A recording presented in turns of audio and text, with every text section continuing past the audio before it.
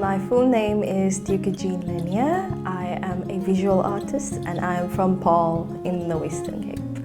I have been interested in art ever since I picked up my first crayon, and it wasn't until COVID in 2021 that I decided to pursue the art world and to study art by myself. So I'm mostly self-taught, and yeah, so art has always been a part of me and it has never left me since. My art style is definitely influenced by my environment and where I grew up. I mean, Paarl is the third oldest settlement in South Africa. So I was born basically into a historical environment. Everywhere you go, it's basically like an open-air museum. So that is what mainly influenced my love for history, and also it shows through in my art because I'm inspired by anything historical, anything that is antiquated and archival in a sense. I like to take contemporary art, for example South African indigenous art, but I will always incorporate that historical element.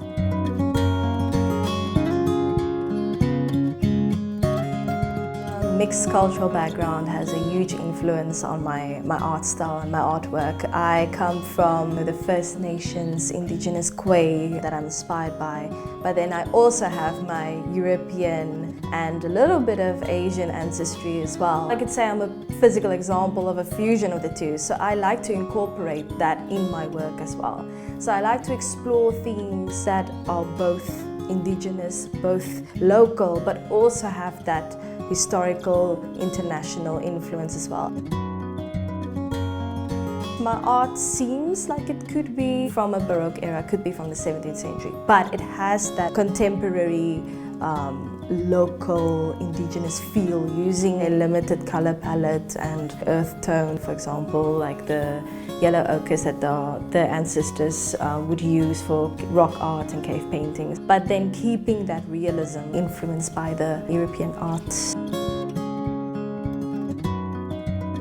A lot of my work focuses on indigenous culture, not just in a historical space, but also its relevancy in the modern society today.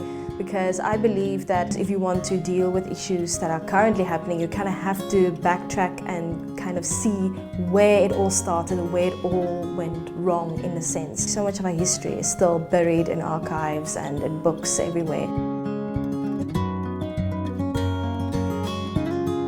More often than not, the feedback and the comments that I receive on my artwork are just a sense of thanks and relief, because I touch upon subjects that people are sometimes too scared to talk about. We shy away from difficult topics such as those. We don't really want to talk about it because it hurts too much. But I believe that sometimes you need to be confronted with that truth in order to see or to sense that something is wrong. I hope that when you look at my artwork and engage with my work, that you can walk away thinking, wow, here's a story that I've never heard of.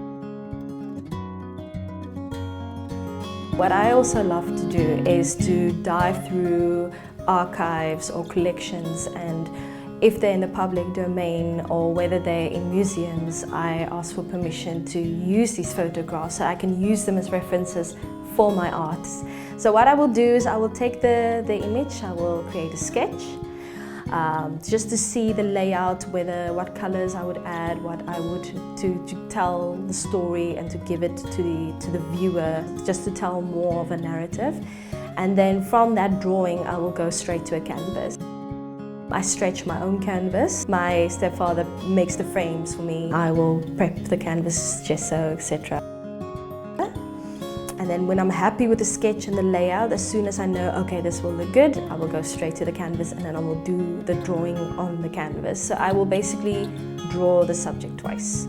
But it's even better for me because then I will have more time to kind of immerse myself in the character, in the story, For example, with my Kretoa pieces, I have done so many sketches and drawings of her. I mean, that took me almost a year before I found a perfect interpretation. So sometimes it can take me up to 2 weeks for planning, and then I will go to the final product, either on a canvas or on a paper. One thing that I also love to do with my art, I will add a short story. Basically do a write-up or an artist statement that I will share along with my pieces. My biggest achievement thus far definitely has to be the commission that I received from the Grote Kerk for the 350th anniversary of Kretoa's passing. But I think my biggest accomplishment after that, the mayor of the Cape Winelands awarded me with a mayoral award for Phenomenal Woman of 2024. My stories and my artwork can actually impact how we view past narratives and how we can reshape our current narrative so we can hopefully work towards a better future.